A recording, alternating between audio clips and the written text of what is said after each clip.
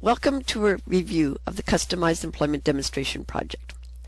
This project review is done in 5 chapters. This first chapter is the project overview. The others will provide a summary of our observations and successful practices on the service delivery components of customized employment, connections and knowing your community, youth, and organizations, where we discuss how organizations adopted and worked with the customized employment approach. My name is Janet Haino, and I have been the project lead on the Customized Employment Demonstration Project. Myself, along with Barb Penner, the CLBC Employment Initiative Coordinator, and service providers will be your guides. This is a bit of the project background. The project was a partnership between MSD and CLBC. It was driven by community consultations undertaken in November and December of 2007. These consultations drove the project design requirements and the issuing of the RFP in 2008. What we heard in these consultations, which were conducted in 7 communities throughout the province of British Columbia, was there was a strong demand for customized employment services, or some service that focused on the individual, a service that provided more options to employment. We were advised that a service that would get to employment sooner had the most attraction. Many services at the time spent considerable resources training an individual before they got a job. Many of those who attended our sessions suggested that getting to a job faster may prove a better approach to finding employment. Any service must focus on continuous supports, both for the employer and the individual. There was a general recognition on a gap for services for youth, so we were encouraged to focus our attentions on youth, particularly youth transitioning out of the school environment. We recognized the need to build employer and community relationships. And above all, there was a general desire that any project share knowledge, build skills, builds capacity within the community. Our services started July 1st, 2008, with a strong commitment to share our experiences. Our project was a collaboration between CLBC and the Ministry of Social Development. It was originally a 3-year project from July 1st, 2008 to June 30th, 2011, but it was extended to May 31st, 2012, primarily to include a smooth transition for clients to other services, which included the new employment program of British Columbia, which was commencing April 1st, 2012, and for other maturing employment services based on the customized employment model. In addition, it acknowledged some startup time and our desire for a solid period to demonstrate the effectiveness of the customized employment model. We had 8 service provider partners located primarily in Vancouver and the Lower Mainland areas, Vancouver Island, and one in Powell River. We planned to provide services to 300 individuals with a focus on youth, with approximately 75% being youth transitioning from the educational environment to the working environment. I mentioned earlier that our partners were the Ministry of Social Development and Community Living in British Columbia. In addition, we had service provider partners, individuals who were the recipients of services, their families and support networks, and the business community. To make our project a success, we needed all of the above actively engaged. As we moved through the project, the roles of families and individuals and self-advocates became readily apparent when we looked at achieving our employment outcomes and goals.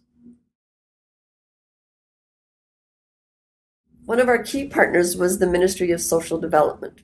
Looking to their website, they have a published vision as follows: every British Columbian is able to achieve his or her social and economic potential. As related to our project, the focus of the ministry is to deliver responsive, innovative, and integrated services to clients in need by providing both low-income persons and those with disabilities with the best system of supports in Canada. These are these key accountabilities, and you can see quite clearly how providing employment services for persons with disabilities fits squarely within their vision. So I'm going to ask Barb now to speak a little bit on CLBC and the role that it played in this project. Great, thanks, Janet. As many of you may know or may not know, CLBC is a provincial Crown agency. We became a Crown agency in 2005. CLBC does report to the Minister of Social Development, and we deliver supports and services in communities across BC to over 12,000 eligible adults with developmental disabilities. Our supports to individuals include services that assist them to achieve their employment goals, amongst other things. We also provide support in regards to where people live and what other things that they may do during the day. CLBC's vision is one of good lives and welcoming communities. And that means welcoming communities and good lives is about people living good lives. They enjoy rich relationships with families and friends, have financial security, and are able to make choices in how they live their lives. They have meaningful employment opportunities and are accepted and valued as citizens. And employment is very much a part of being a citizen in our community. And as a steward of this vision, CLBC is committed to supporting the growth of inclusive and supportive communities, and employment is certainly a way for us to build capacity within communities to be supportive and inclusive.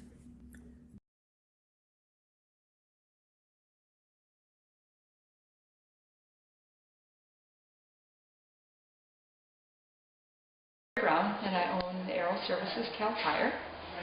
Greg's been with us for probably around a year now, and I still remember the first time that he came in. I think everybody was a little apprehensive, but I think the highlight of that day was giving him his shirt and his work gloves, and just watching him lay it over his arm and light up, and just knowing that he was excited to be coming here, and that we were too. And in that time, I've seen a lot more of Greg's personality come out. He's pretty excited to be here. He always comes in with a smile on, and I think that just makes everybody else kind of light up. And he's done well. He's worked hard. He's really become part of the staff here, the people here. The customers have started to recognize him. He loves to wander away from his tasks and just to be with the people, and I think that's just as much as important as getting the job and the tasks done. He loves to stand at the counter and just be one of the guys, and yeah, so it's been wonderful having him.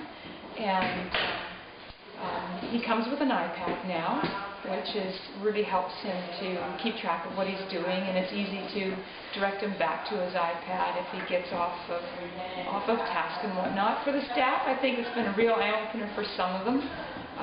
We've had conversations over the course of the year as to why Greg's here, and other employees with disabilities like Greg, and what they bring to the work environment, and just how that changes us and everybody here. And all I can say is it's been wonderful, and yeah, it would be great to see the program keep going, and it's been awesome. So Barb, give us some insight as to why employment matters. Well, Janet, we've talked about this a lot, and I think, it comes down to what I hear from self-advocates and families is that people want to be working. They want to have some cash in their jeans, and they want to be able to go out and do what they want to do. They want to be able to travel and purchase those little extra things that everyone seems to want to do these days. I think the other piece is that everyone does have important qualities and talents to contribute. They may not be the same talents as perhaps a lawyer or a doctor or someone that provides other kinds of support in our communities, but everyone has something that they can contribute to the workplace. Work is what we call in our sort of jargon is a valued social role. What do you do when you meet somebody? Your first question is usually, where do you work? What did you do with your friends this weekend? And people usually meet their friends at work. I mean, I know I have several friends now that I communicate with regularly that I've met through work now and in the past. And I think it's important to note that work is a gateway to citizenship. In Canada, we all pay taxes, and when people work, they actually get to contribute to that. I know there was one self-advocate once that said, "Yeah, I'm proud when I ride on the bus, or I'm, on a road, or I'm walking at night. I know I've helped to pay for those lights and those roads and that transportation." And it is important, and it's a sense of belonging as well. I think I've talked about relationships and self-confidence and quality of life and independence and the opportunity to learn. There's just many, many, many benefits to working. So with that background in mind, we have an accepted definition for employment. This was used throughout the project. So let me just read this to you. For purposes of this project, paid work is work that takes place in an integrated community setting alongside people without disabilities and where wages, benefits, and working conditions comply with industry standards and relevant laws. For purposes of this project, employment did not include work experience or volunteering, but may include self-employment. And Janet, I think we just want to really note here is that people sort of sometimes get their back up when we talk about that, that work isn't volunteering. It's not that we don't value volunteering, but volunteering is not work. Work is typically where you get paid. And volunteering can certainly be part of a pathway to employment. It can be, part of a person's journey to employment. But definitely for the purposes of this project, we did not consider volunteering as an outcome. It may have been part of a pathway, but not certainly an outcome. So our project vision was simply to expand employment opportunities for persons with developmental disabilities. We look for paid work in integrated settings, focusing on the individual's abilities and the required supports for success. Again, our work was paid work, so it could have been full or part-time. It could also have been self-employment. And I want to emphasize that it was created to meet individual needs and provide economic benefit to the employer and the employee. Workplace and natural supports are in place to help the individual succeed. So flowing from that, we had project objectives, and these were individualized employment outcomes based on the principles of customized employment with workplace supports. Additionally, we had some strong reporting objectives. We were going to report on quality indicators as we moved through the customized employment process. We really wanted to try and understand what the process was, how it was working, and what were the outcomes. We were going to document service delivery milestones. These will be presented in the second chapter, where we will give you some indication of duration and average hours spent on each of the milestones in customized employment. And we really wanted to document and report on successful practices. We undertook to share knowledge and successes. We would share these with ourselves amongst the 8 service providers, other service providers, the community at large, and businesses. And importantly, we wanted to create community leaders in employment services for persons with developmental disabilities.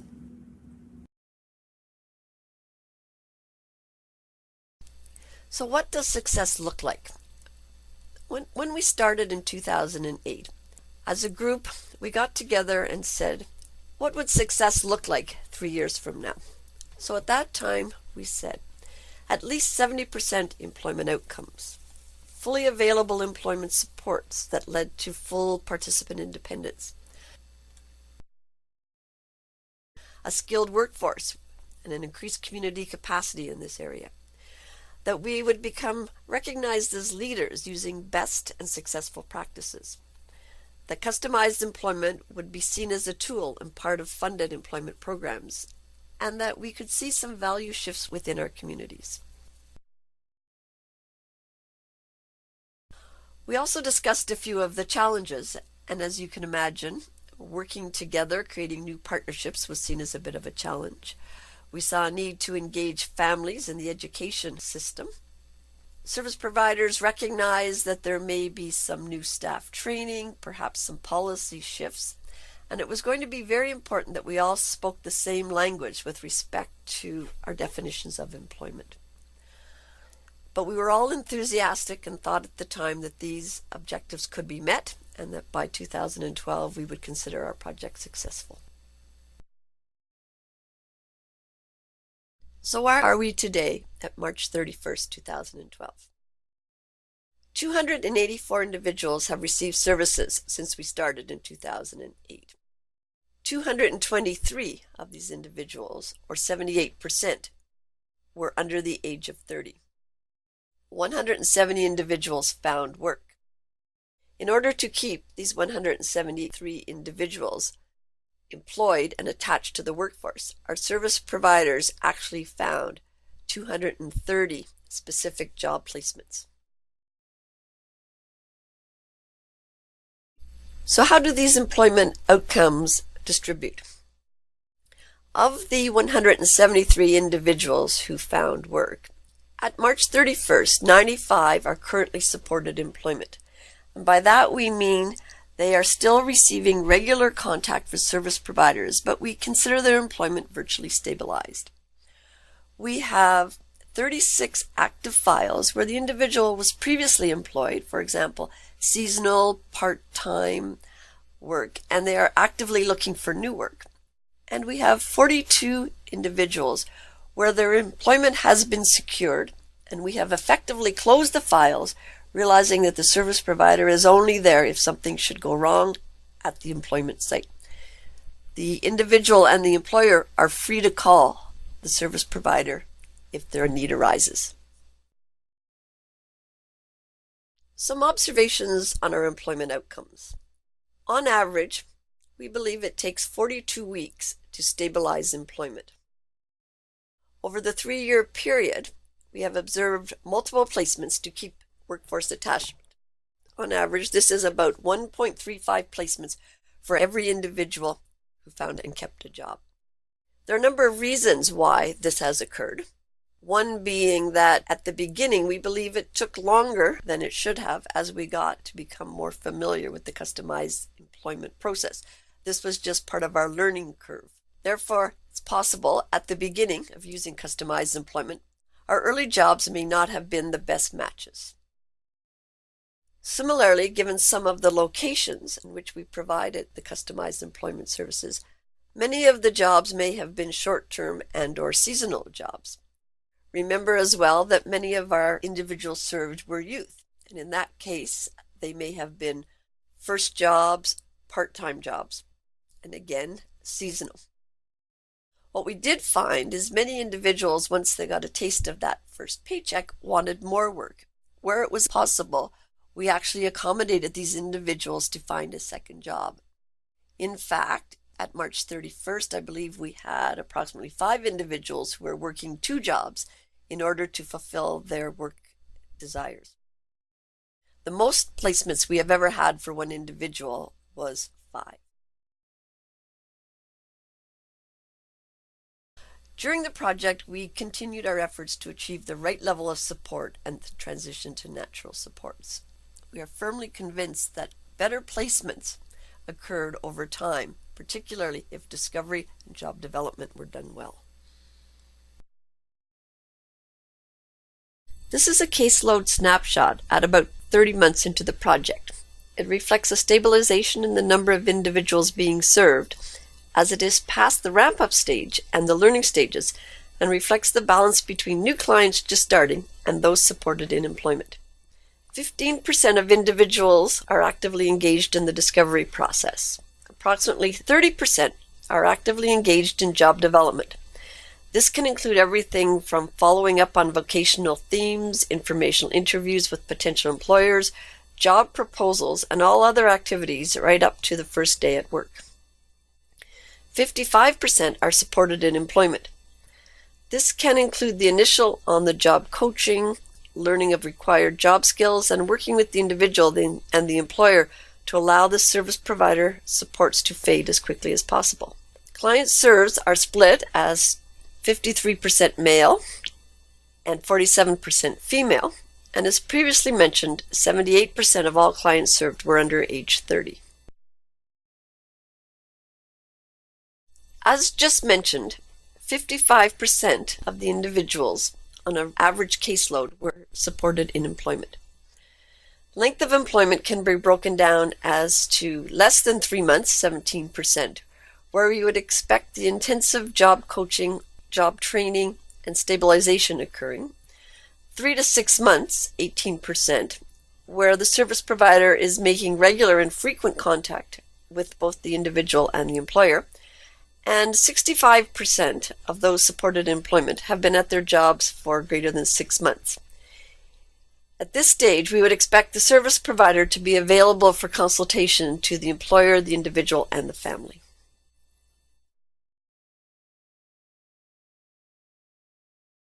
We thought you might be interested as well as file closures during the course of the 3.5 years. These were files that were closed for various reasons where we no longer provided services to the individuals. We closed 115 files. 42 of these files were closed because the individual was secure in their employment and no longer needed further supports from the service provider. However, the service provider could be called upon in emergency situations or if something happened that the employer would discuss with the service provider. 41 individuals changed circumstances where work was no longer a priority and withdrew from the services. 15 individuals withdrew for health issues. 8 individuals moved. Some of those individuals had a job before they moved, but relocated to different locations. 5 individuals returned to school, and for others, no reason was given. So a total of 115 files was closed over the 3.5 years. So now we're going to talk about the strengths of customized employment. There are many strengths, and it's interesting when we talk to service providers about how they articulate the differences, and that when they came into the project, they were thinking, oh, I'm not sure that, this is all that much different from what I was doing. But they do recognize the differences, and that happened within about 8 months to a year. They were starting to really embrace the differences of customized employment and services that they had been providing previously. One thing about customized employment is that they're very individualized. They build on the skills and talents and interests of the individual. And when you're doing sort of the individualized, we talk about the discovery process. It's about the whole person. It's about a conversation. It's not about a technical assessment and sitting down across the table from someone and taking notes. It's about really experiencing who that person is in their world and exposing folks to many different situations that gives you some clues as to what kind of skills and abilities they have that can be applied in the workplace. And I think the focus on employer unmet needs is huge. Typically, when we go out into the job market, we're looking at existing jobs. But when you're looking at unmet needs, what we're looking at is we're actually looking at things that aren't getting done in a workplace. And I don't think many employers have had the opportunity to have somebody come in and say, I just kind of noticed that this wasn't getting done. We have an opportunity here to create a job, and I have somebody who has some really strong skills in this area and could really help you out. Not many employers have had that kind of perspective for job development before, so it's important.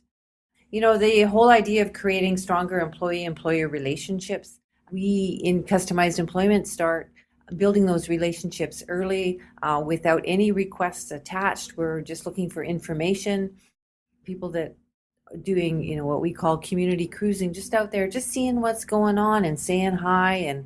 I think the other way that we build those relationships is by using each other's social capital. That is who we know in our communities, and warming up those calls before we make them, so they start out on some footing of a relationship to start with. The other one is building natural supports. Looking at natural supports as we start the customized employment project is something that works really well. We look for work cultures that are going to be open to providing natural supports in the workplace, and also things like intersecting tasks and places where those natural supports can naturally happen. So when we started this project, we were all new to customized employment. We think we've learned a lot from our journey, but I thought I'd just talk a little bit to what we might have done differently when we started, looking back now, 3.5 years. I mentioned earlier that we were going to report. One of the things we would have done differently and perhaps better at the beginning is to take more time and more effort to develop the information needs so that we could start right from the beginning collecting the right information on service delivery milestones, individual profiles, results achieved. Because the project was fairly small, we could go back and retrace our steps. So I think we have a really good foundation to build future reporting on. But at the beginning, our efforts were a bit sketchy in this area. We could have done a bit more communication.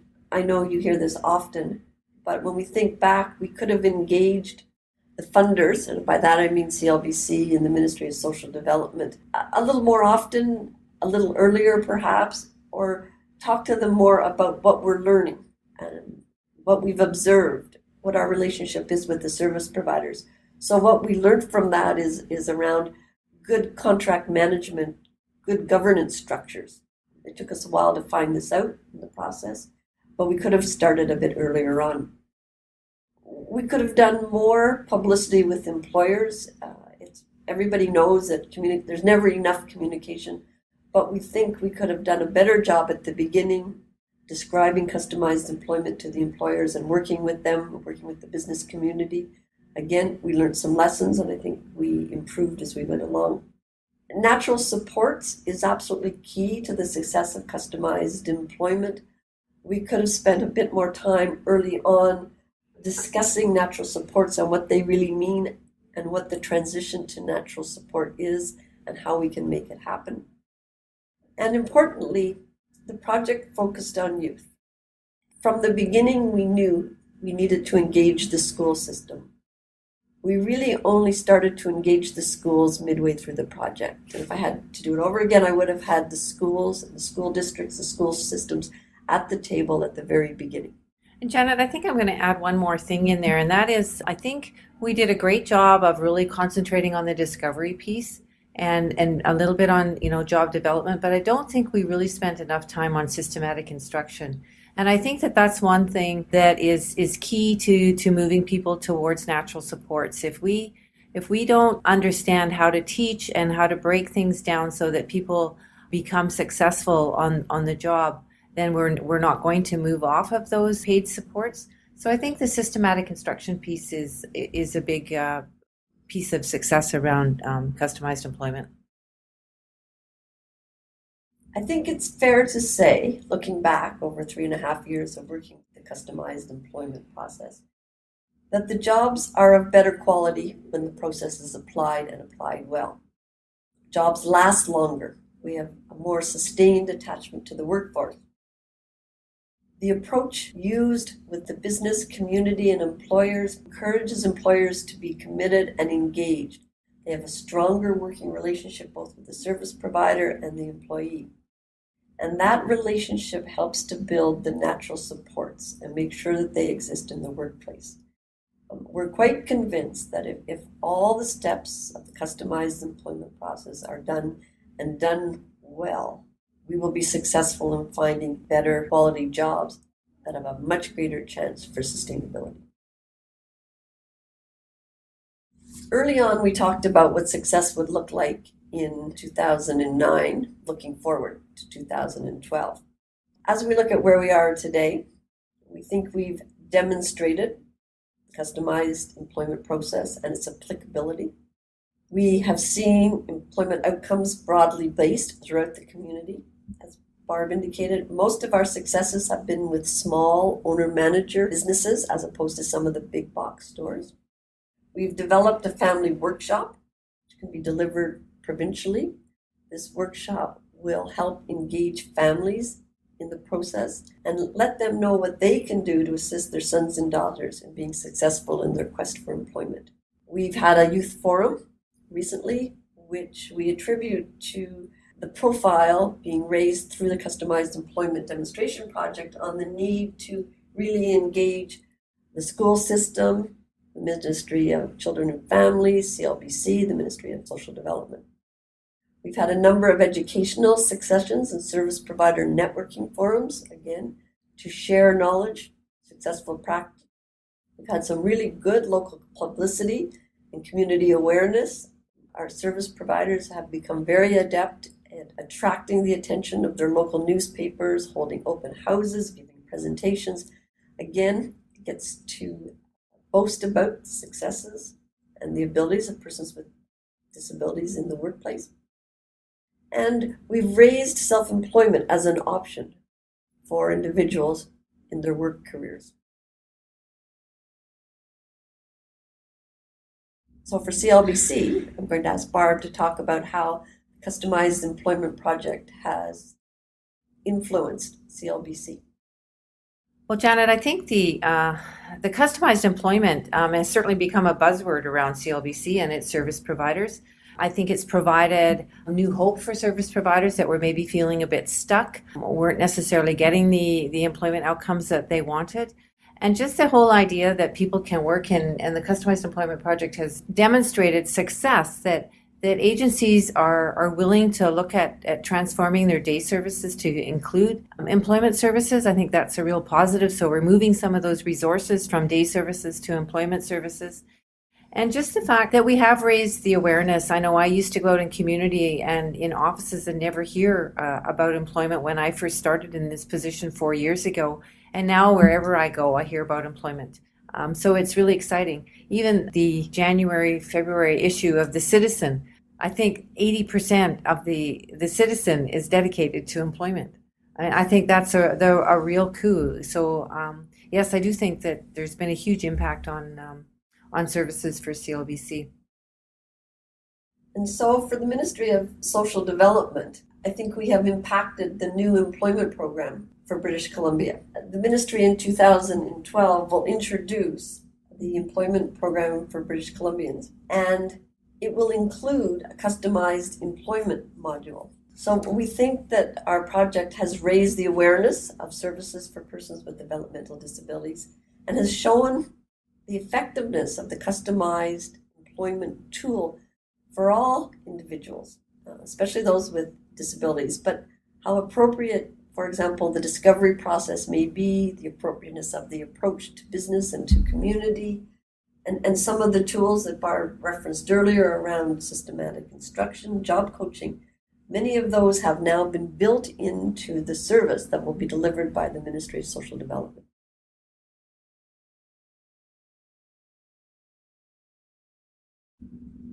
Our project ends May 31st, 2012. At the beginning of this project, we committed to transitioning any individual that was receiving employment services under this project to other employment services. So I just thought I would tell you that we have been actively engaged with the Ministry of Social Development, service providers, CLBC, and individuals.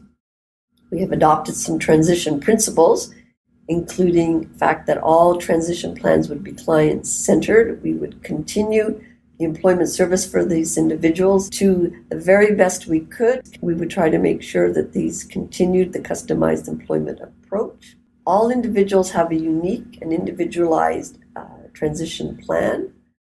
And importantly, all service providers that have been involved in securing employment for individuals served under our project will work together to transfer not only the services, but the relationships that have been built over the past 3.5 years.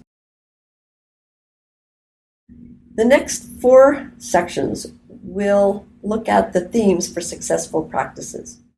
These will include the customized employment, where we will delve into some of the service delivery modules.